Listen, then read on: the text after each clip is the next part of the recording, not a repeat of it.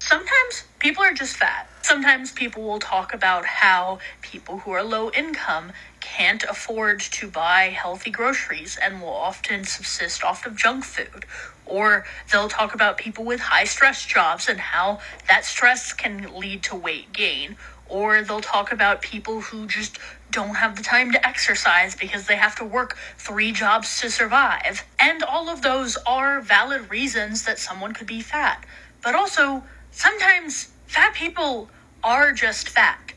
Just like you have a skinny friend who can eat 3 times as much as you, and no matter what, they are always skinny. Sometimes fat people can do everything right. They can exercise every day, they can eat all the healthy foods, they can do everything they're supposed to do, and they're still. If somebody is overweight, they are carrying excess body fat, that is not because they are the fat friend and they are built that way. You being overweight is in response to your lifestyle. We can acknowledge that people have different obstacles and challenges and various backgrounds that could make the overall fat loss process more difficult. That is for sure a real thing.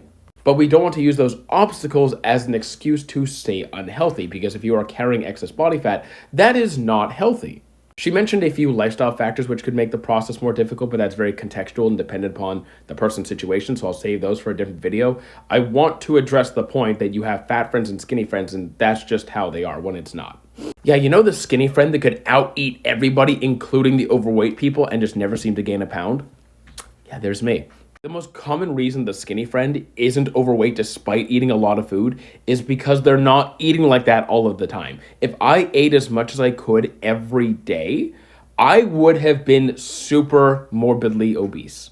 And also, people can have very, very different activity levels. So depending on how much somebody is doing over the course of the day, one person could be working manual labor jobs where they're on the feet all day and then go after to play sports. And one person who works a sedentary desk job goes home and watches Netflix the whole night.